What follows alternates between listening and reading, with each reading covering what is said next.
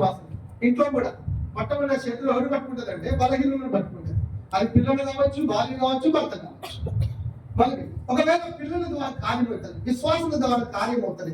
ఇప్పుడు ఎవరు పట్టుకుంటారు తెలుసా? నెహెమ్యాను పట్టుకోవడానికి సిద్ధం. ఎటువంటి అంటే చూడండి, నెహెమ్యా గ్రంథం 2వ అధ్యాయం. ఎటువంటి దారుణమైన పరిస్థితి. నెహెమ్యా గ్రంథం 2వ అధ్యాయం 18వ వచనం. 18వ వచనం. ఇదియు కాక సహాయం చేయు దేవుని కరుణాహస్తమును గూర్చియు రాజు నాకు సెలవిచ్చిన మాటలన్నీయు నేను వారితో చెప్పితిని. మనము కట్టుటకు పూనుకొందము రమ్మని చెప్పి ఈ మంచి కార్యములు చేయుటకై బలము తెచ్చుకోండి. ఏదన్నా ఈ మంచి కార్యములు చేయుట కొరకై బలం, దేని కొరకై బలం తెచ్చుకుంటున్నారు చెప్పండమ్మా. శత్రువు ఆటంకపరుస్తున్నాడని ఆగిపోయాడా? ఉదాహరణకి ఎజ్రా కాలములో పని చేస్తున్నప్పుడు శత్రువు ఆటంకించినప్పుడు పని ఏమైపోయింది? ఆగిపోయింది. మరలా ఈ పనిని ఏం చేస్తున్నాడు? ఇతను ప్రారంభిస్తున్నాడు. చాలా మంది పెద్దలు సంఘాలు అప్పుడు ఏమంటారు తెలుసా? అయ్యా, అనుభవంతో చెప్తున్నా, మామిడి ఆ పని కాదయ్యా, ఎందుకు చేస్తున్నావు? ఎందుకు అనవసరంగా సమయం వృధా చేసుకుంటా? ఆపిపోయిన పనిని ప్రభు మరలా ఆరంభించగలడు. అది మరలా చేయగలడు. ఎవరి ద్వారా చేయగలుగుతాడు? అది ప్రశ్న. ఎవరి ద్వారా? నెహెమ్యా వంటి వాడు ద్వారా ఆగిపోయిన పనిని కూడా ఏం చేయగలుగుతాడు? కట్టగలుగుతాడు. ఏం చేస్తాడండి? కట్టగలుగుతాడు. ఈ దినమున అనేకమైన సంఘములో ఉన్న సమస్య ఏంటో తెలుసా? శత్రువు నెహెమ్యా ఏం తెలుసుకున్నాడంటే, ఇప్పుడు శత్రువు బయట కాదు. శత్రువు ఇప్పుడు ఎక్కడున్నాడు? ఎక్కడున్నాడు? లోన. ఎవరు? నెహెమ్యాతో ఉన్నవాడు ఎవరితో సంబంధాలు పెట్టుకున్నారు? టోబియా కదా. ఎవరు? వాడు ఇంటెలిజెంట్ ఆఫీసర్, వాళ్ళతో సంబంధం పెట్టుకున్నాడు. అందుకనే ఈ టోబియా వాడు ఏం చేస్తాడు తెలుసా? నెహెమ్యాతో ఉన్న వారందరి దగ్గర నుండి ఏం చేస్తాడు? సంబంధం ఎవరితో కలిగి ఉంటున్నాడు, వారందరి దగ్గర నుంచి ఏం తీసుకుంటున్నాడు? సమాచారం. ఎక్కడి నుంచి సమస్య అంటే తనతో ఉన్న వారిని. ఇది మన అనేకమైన సంఘాలలో సమస్య ఏంటో చూస్తా.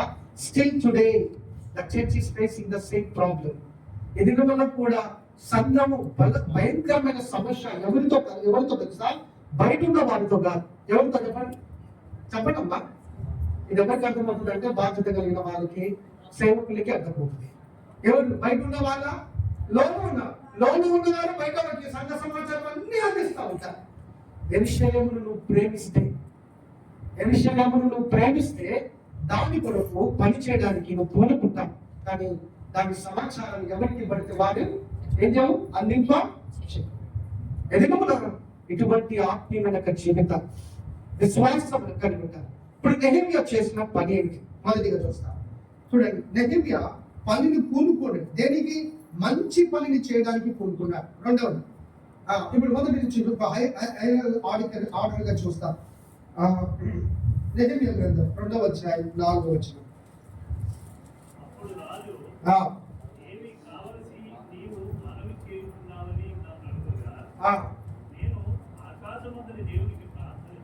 నేను ఇక్కడ మనం చూడండి, నేను ఆకాశమందున్న దేవునికి మొదటిది ఆ పనిని పూనుకోవడానికి కార్యం ఎవరు ఆరంభించినారంటే, నేను ఆకాశమందున్న దేవునికి ఏం చేశాను?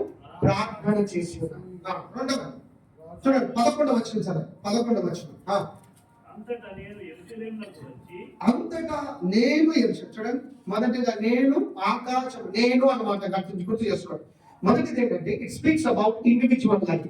ఇట్ స్పీక్స్ అబౌట్ వ్యక్తిగత జీవితం గురించి మాట్లాడుతుంది. ఈ పని కొరకే, ఈ శిథిలమైన, ఈ పాడైపోయిన ఈ పని కొరకే మొదటిగా ఎవరు సిద్ధపడుతున్నారంటే, ఆకాశమందున్న దేవునికి నేను ప్రార్థన చేసింది అన్నాడు. రెండవది ఏమంటున్నాడు? 11వ వచనంలో ప్రార్థన చేసేవాడు ఎక్కడికి వచ్చాడు? చెప్పండి. మనం ఏం చేస్తాం? ప్రార్థన చేసి పంపిస్తాం. ఏం చేస్తాం? ప్రార్థన చేసి మీరు చావండి, మీరు ఏమన్నా కానీ మీరు పోండి కదా, ఏమన్నా కానీ యెహోవా మాదిరికరమైన జీవితాన్ని జీవించేవాడు. అందుకని ప్రభు నెహెమ్యాను ఎన్నుకున్నాడు. ప్రార్థించేవాడే కాదు, శిథిలమైన స్థలమునకు వచ్చి, ఎవరమ్మా? ఆ స్థలమునకు వచ్చిన వాడు. సో యెరూషలేమునకు ఇప్పుడు ఎక్కడ ఉన్నాడు? ఎక్కడికి వచ్చాడు? ఇప్పుడు యెరూషలేము ఎక్కడికి వచ్చాడు చెప్పండి? యెరూషలేమునకు వచ్చాడు. నువ్వు వచ్చావా? ఎక్కడైతే స్థలం, ఎక్కడైతే సమస్య ఉందో ఆ సమస్యను తీర్చడానికి వారి దగ్గరికి వెళ్ళడానికి నువ్వు ప్రయత్నం చేస్తున్నావా?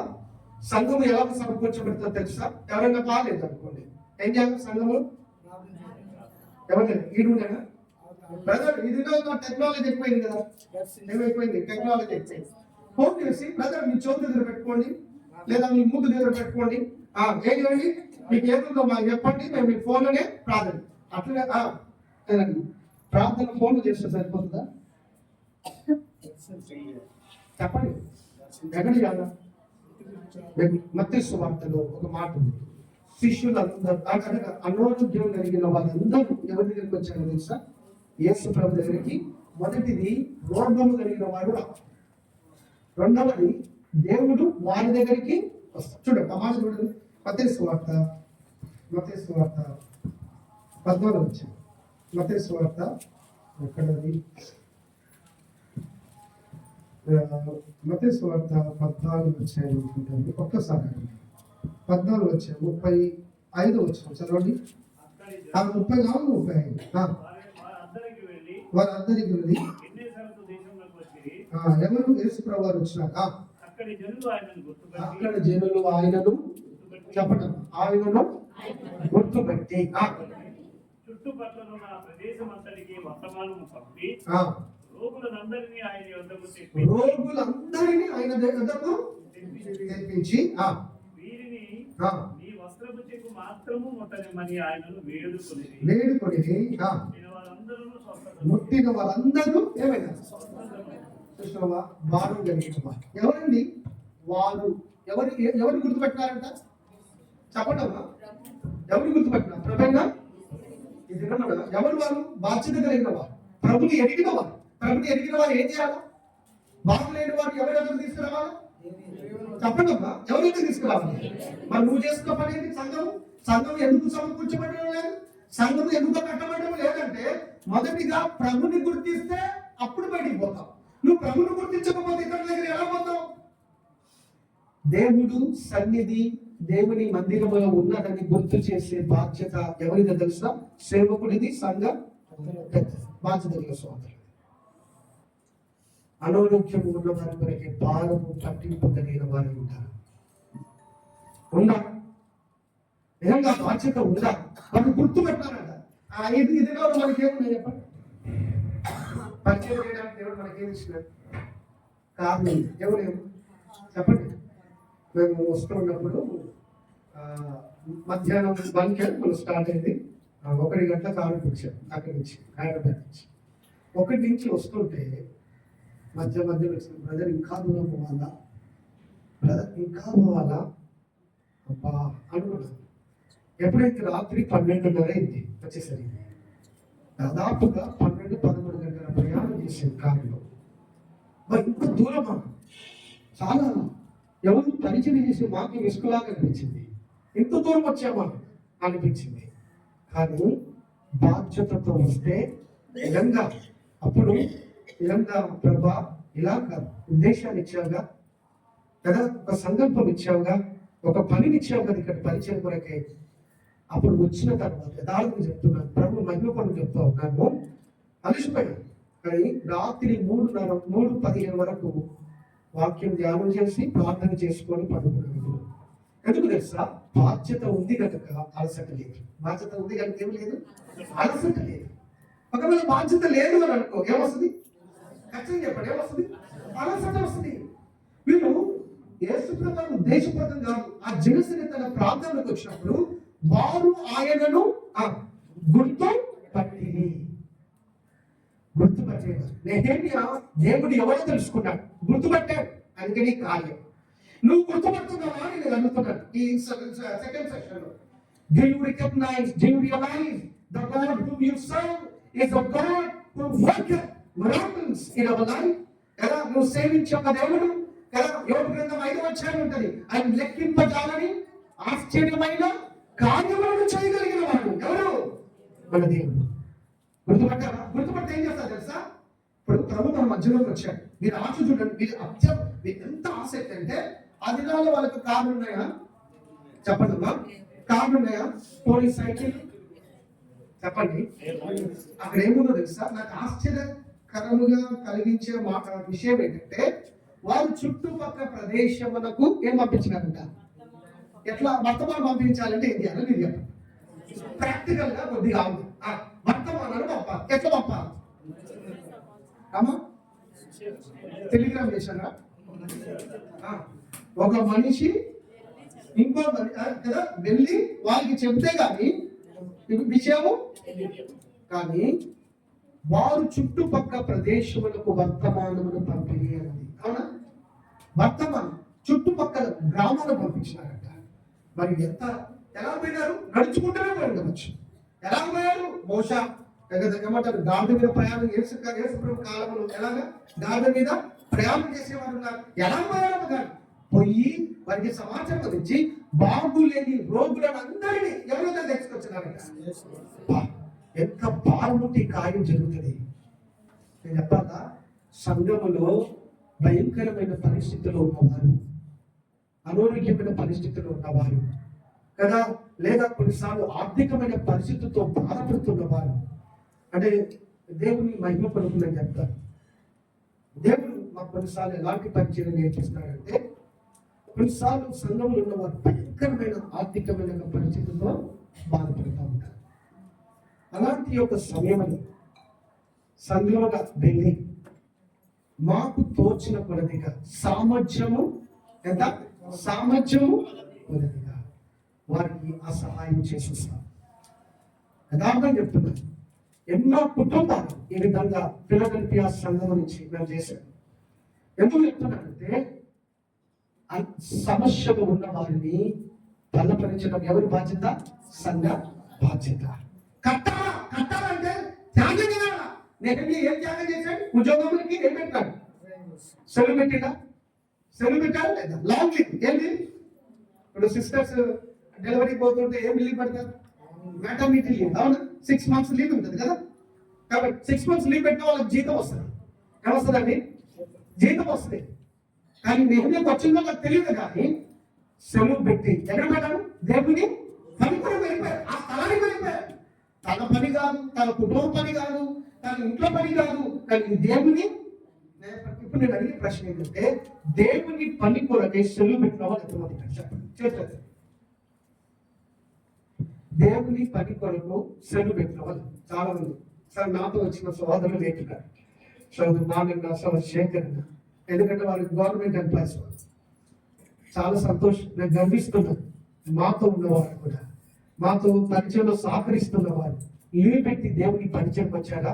నేను చెప్పాను కొన్నిసార్లు అటువంటి వారి ద్వారానే మేము బలపరచాం. ఎక్కడ సాక్రిఫైస్, ఎక్కడ త్యాగం ఉంటుందో, ఎక్కడ ఒక బాధ్యత ఉంటుందో, ఎక్కడ భారం ఉంటుందో అక్కడ సంఘాలు కట్టబడతాయి. అక్కడ ఏం కట్టబడతాయి?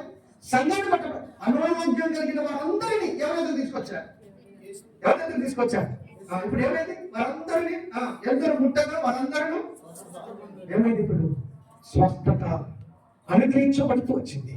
సంఘములో స్వస్థత రావాలి అంటే గుర్తుపట్టే వారు కావాలి. బాధ్యత కలిగిన సహోదరులు ఎవరిని గుర్తుపట్టాలా?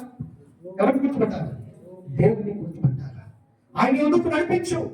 ముఖ్యంగా చెప్తున్నారు, నక్షత్రం డిసెంబర్ కాగానే ఎంతమంది స్టార్ పెట్టారు ఇంటి మీద? తప్పేం కాదు, పెడితే చెప్పండి.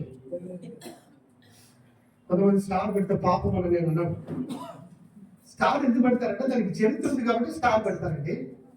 చెప్పండి, స్టార్ ఎందుకు పెడతారు? తెలుసా?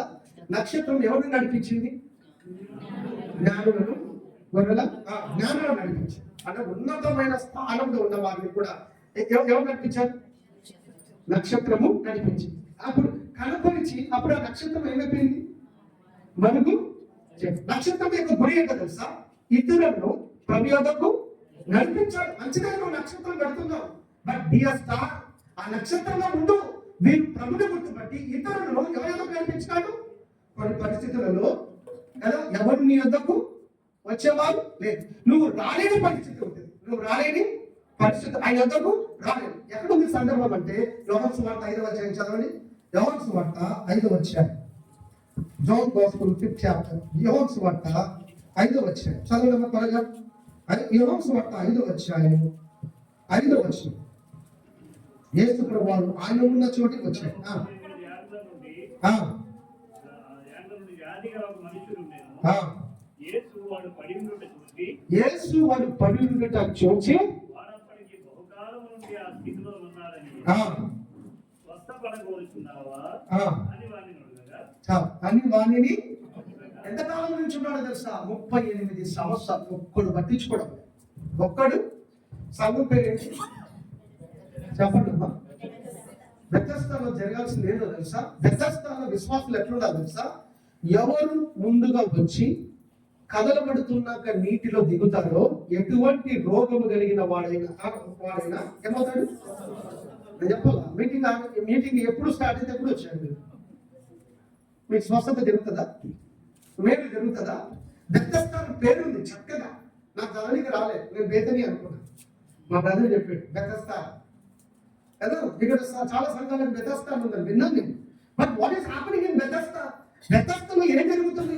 దూతం వచ్చి నీళ్లను కదిలించినప్పుడు ఎవరు మొదటిగా దిగుడు ఎట్టి రోగము కలిగిన వాడైనా ఏమవుతాడు? ఈ దినవన బెతెస్దాకు వచ్చే విధానం కూడా తెలుసుకో. అది కూడా ఒక పరిచర్యనే. ఒకవేళ బాధ్యత కలిగిన సహోదరుల ముందుకు రాకపోతే, నేను చెప్తున్నాను, బాధ్యత కలిగిన సహోదరులే, సిస్టర్సే త్వరగా రాలేకపోతే మీ ద్వారా ఏం కార్యం జరుగుతుంది? ఎందుకంటే మన ప్రభు నామం బట్టి నేను చెప్తున్నాను అంతే. అలా చేయడం. నేను మనుషుల యొక్క ఏమంటారు పొగడతలు పొందడానికి రాలేదు. వాక్యములో ఉన్నది చెప్పడానికి వచ్చాను. ఎందుకంటే ప్రభు నాకు పంపించాడు. నేను కూడా బాధ్యుడు దాని కొరకే. ఈరోజు బెతెస్దాలో ప్రభు బెతెస్దాలో ఉన్న వారిని ప్రశ్నిస్తున్నాడు. నువ్వు ఏ సమయానికి పొందాడు? ఆదివారం ఏ సమయానికి వస్తున్నావు?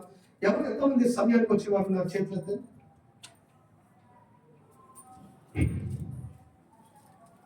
నేను కొత్త నా వినకుండా మీరు చేతులు ఎత్తినా యెహోవా యొక్క కన్నులు ప్రతి స్థలములో ఉంటాయి, సంచరిస్తాయి. అది రికార్డ్ అయింది ఆల్రెడీ.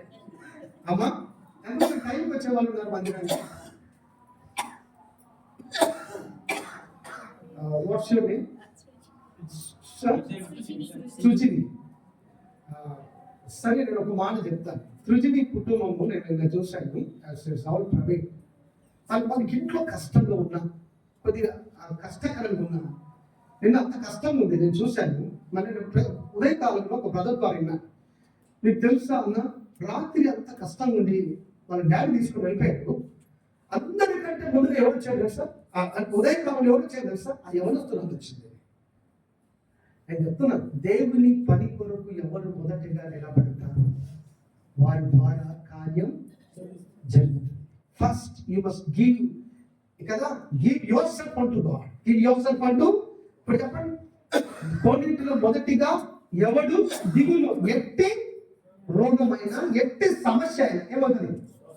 మొదటిగా రోగం పోవాలన్నా సమస్య పోవాలన్నా ఎవరి చేతుందో తెలుసా?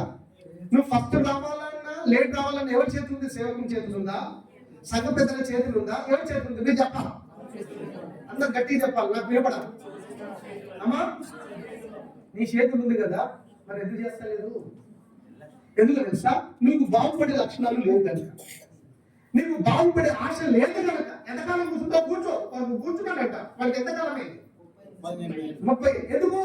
ఇతనికి ఏమి లేవు, కాళ్ళు లేవు, నడవడానికి లేవు, అయ్యా మేము దించడానికి ఎవరు లేవు. చూచాడు, ఎవ్వరు పట్టించుకోవడం. ప్రభువే అతని యొద్దకు వచ్చాడు. ప్రభువే అతను పట్టించుకున్న నాదుడు. అటువంటి సందర్భంలో ఎవరు నిన్ను పట్టించుకోవడం లేదనుకో, ఎవరు వస్తారు మీ దగ్గరికి? చెప్పండమ్మా. కొన్నిసార్లు మా సేవకుడు రావడం లేదని అడుగుతారు. కొన్నిసార్లు ఎవరు మా సంఘ పెద్దలు మా దగ్గర రాలేదని అడుగుతారు. గుర్తుపెట్టుకో, ఒకవేళ సేవకుడు రాకపోయినా, సంఘ పెద్ద రాకపోయినా, కనుక మీద 3వది ఏదో తెలుసా? యేసయ్యనే నీ దగ్గరకు వస్తారు కదా. ప్రభు చూస్తూ ఉంటాడు ఇవన్నీ కూడా. ఇప్పుడు చెప్పండి, తొందరగా వస్తావా లేట్ వస్తావా ఇప్పటి నుంచి? అమ్మా చెప్పండి అమ్మా. ఎలా చెప్తుంది తెలుసా? తొందరగా కూడా ఆ మాట కూడా విధానం ఎట్లా తొందరగా వస్తావు అంటే అర్థమే తెలుసా? నువ్వు రావాలని అర్థం చేస్తావు. అర్థమైంది. జీవితంలో తీర్మానం లేకపోతే మన జీవితంలో స్పష్టత పొందము. ఇప్పుడు చూస్తాం కొన్ని విషయాలు. మొదటిగా నేను ప్రార్థన. ఇప్పుడు నిజంగా జీవితంలో ఉన్న తీర్మానాలు చూస్తాం.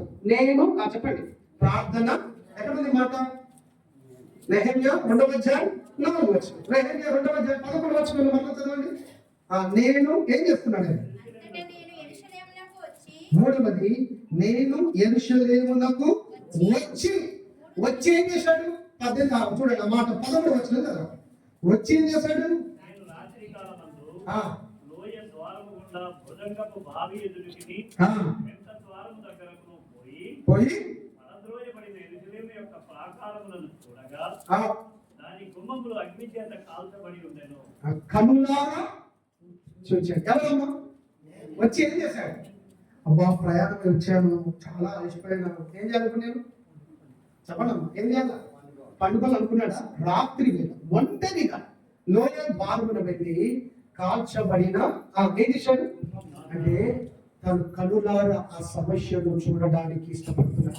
ఎవరు రేపల దేవుని మందిరమునకు మేలు చేయాలని ఆశించే వాళ్ళు ఏం చేస్తారు తెలుసా? ప్రాక్టికల్ లైఫ్ ఏమంటారు తెలుగులో? ఏమంటారు? ప్రాక్టికల్ లైఫ్ అంటే క్రియాపూర్వకమైన జీవితం కలిగిన వారు కన్నులారా చూడడానికి ఇష్టపడతారు. యెరూషలేముకి వచ్చాను, ఇక చాలు, నేను అధికారం కలిగిన వాడిని, రాజుపత్రం నా చేతిలో ఉంది, నేను ఎవరిని ఆజ్ఞాపించిన పనులు చేస్తాను అని విర్రవీగడం లేదు. ఏం చేస్తున్నాడు తెలుసా? ఏం చేస్తున్నాడు చెప్పండి? తానే రాత్రి వేళ ఆ లోయ ద్వారమును వెళ్ళి కాల్చబడిన ద్వారమును కూలిపడిన ఏంటిది ఆ యొక్క ఏంటి గోడలను ఇక్కడ ప్రాకారపు గోడలను చూస్తా ఉన్నాడు. ఎందుకు తెలుసా? he wants to understand the problem more clearly. సమస్యని ఇంకా స్పష్టంగా ఏం చేయాలా? అర్థం చేసుకోవాలని ప్రయత్నం చేస్తున్నాడు. ఎవరమ్మా? మేలు చేసేవాడు ఎప్పుడు సమస్యను ఎక్కువగా అర్థం చేసుకోవడానికి చూస్తాడు. ఈ రోజు నీ కుటుంబానికి నువ్వు మేలు చేయాలని ఆలోచిస్తే నెహెమ్యా నేను ప్రార్థన చేసి నేను యెరూషలేమునకు వచ్చి ఎవడో తెలుసా? నేను లోయ ద్వారము గుండా వెళ్ళి ఏదంటే కాలిపోయిన ద్వారమును ఇంకా పడిపోయిన ప్రాకారముగా గోడలను నేను చూసిన అలాగా ప్రాక్టికల్ లైఫ్. ఇది మూడవది. నాలుగవది చూస్తాము ఏమిటి? What we should do in our practical life. నేను త్వరగా ముగిస్తాను సెకండ్ సెషన్ ని. చూడండి 18వ వచనం చదవండి. 18వ వచనం. ఇది కాక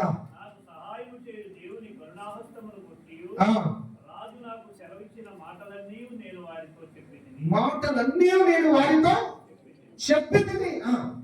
అందుకు మనము కట్టుటకు పూనుకొందములని చెప్పి ఈ మంచి కార్యము చేయుటకై బలము తెచ్చుకునేది.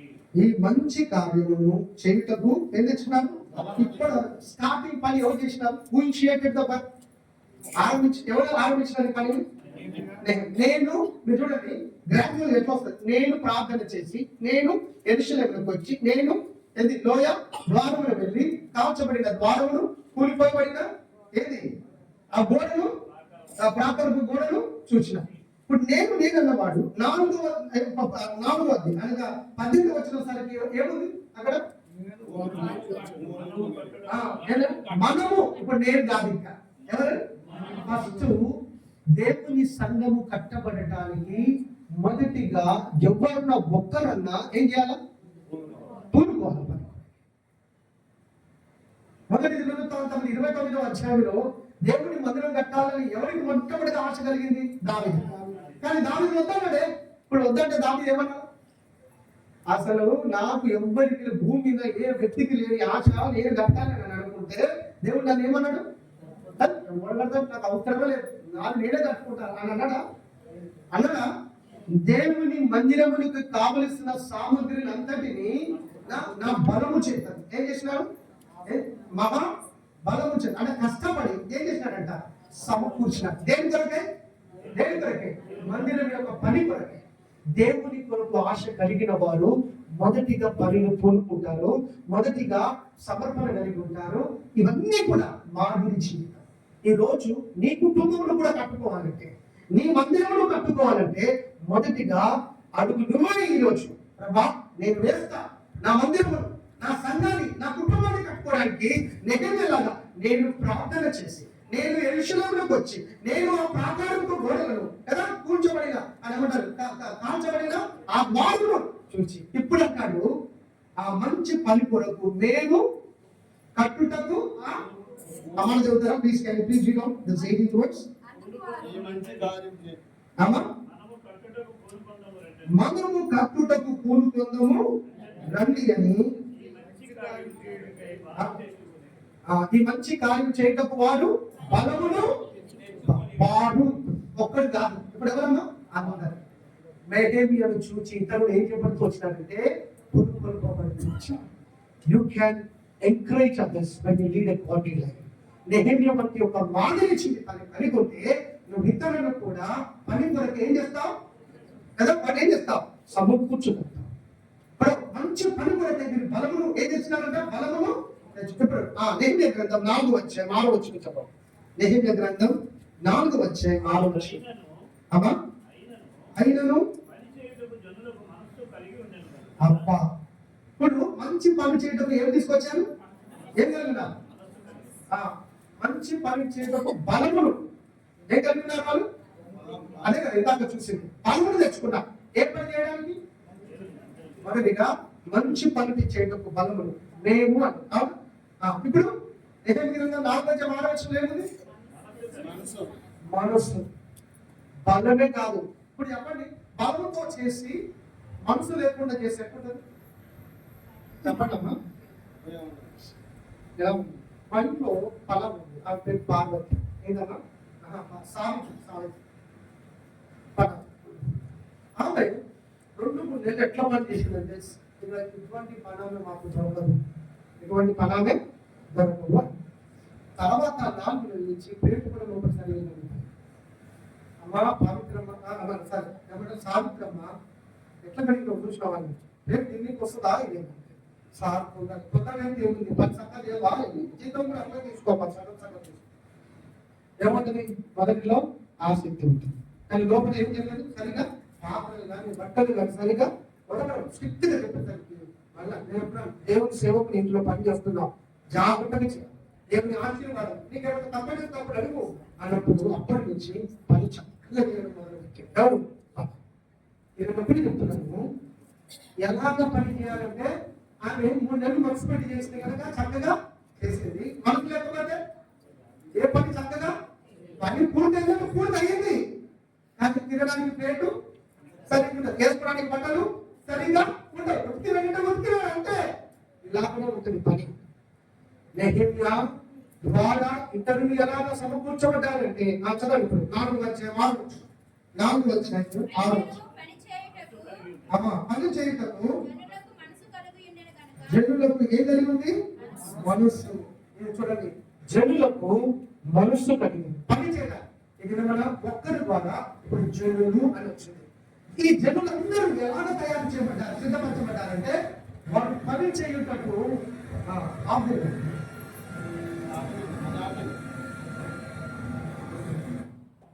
వారు పని చేయటకు ఏం నాకు చెప్పండి? మనసు కలిగి. చివరిది మనం చూద్దాం 21వ వచనం. 21వ వచనం చదువు. 21 ఇంకొక వచనం చదువు. ఆ ప్రకారము మేము పని యందు ప్రయాసపడితిమి. అది మనసు చేయబడిన వాడు చివరికి ఆ పని యందు ఏం చేస్తాడంటే ప్రయాసపడి. ఆ పని యందు ఏం చేస్తాడమ్మా?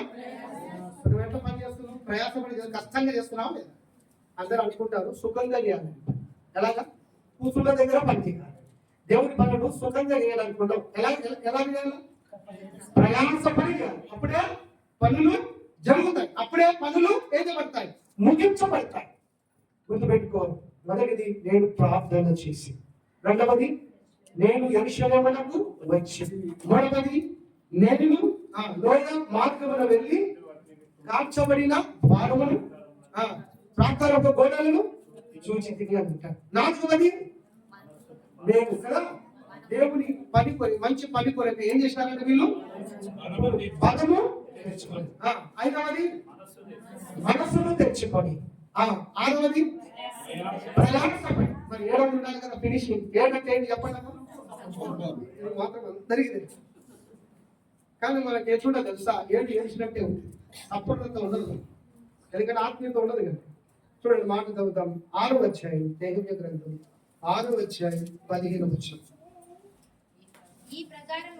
ఈ ప్రకారముగా మాసము 25వ దినమందు అనగా 72 దినములకు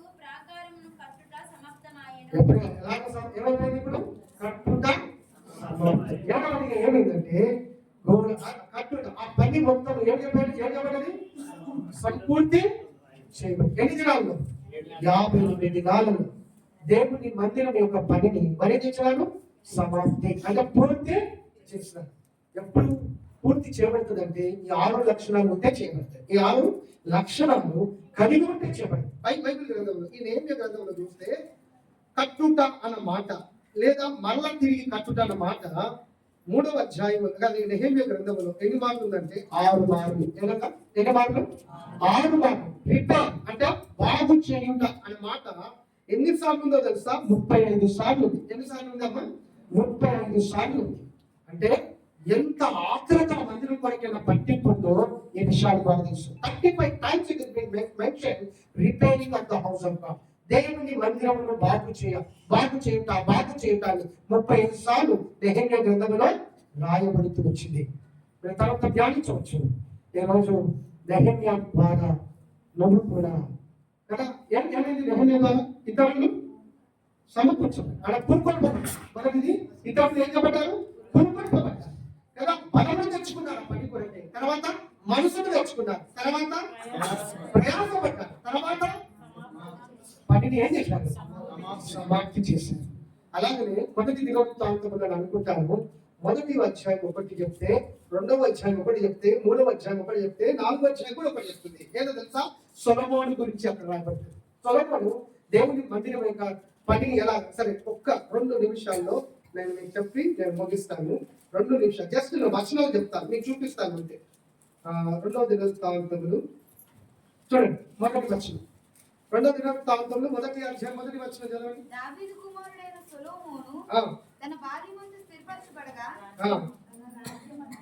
రాజమందు స్థిరపరచబడగా అతని దేవుడైన యెహోవా అతనితో కూడా ఉండి స్థిరపరచబడడం అంటే ఇంగ్లీష్ లో తెలుసా? when he was strengthened. ఏడమా? బలపరచబడగా. ఎవరమ్మా? సొలొమోను. బలపరచబడిన తర్వాత దేవుని పని కొరకై నువ్వు బలపరచబడిన తర్వాత నువ్వు చేయాల్సిన పని ఏంటో తెలుసా? 2వ అధ్యాయం 1వ వచనం చదవండి. 2వ అధ్యాయం 1వ వచనం.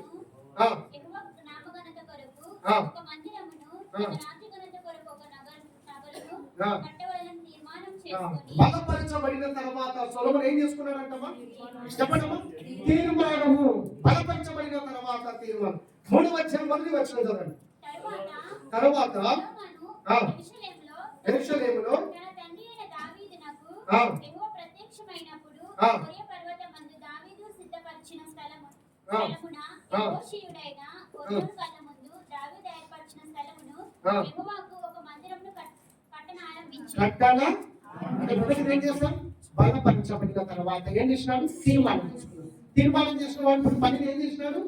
ఆరంభించాడు. పనిని ఏం చేశాడమ్మా? ఆరంభించాడు. నువ్వు ప్రభు నిన్ను బలపరుస్తూ చేయాల్సిన మొదటి పని ఏంటో తెలుసా? ఆరంభించు. ఏ పని ఎక్కడ ఆగిపోయిందో మరలా ఆ పని కూడా పూనుకోవడానికి నువ్వు తీర్మానం చేసుకో. రెండవది ఏం చేయాలి? కట్టుట ఆరంభించు. తర్వాత 3వది ఏంటి? మొదటిది బలము తెచ్చుకున్నాడు. 2వది తీర్మానం చేసుకున్నాడు. 3వది కట్టుట ఆరంభించాడు. 5వ అధ్యాయం 1వ వచనం.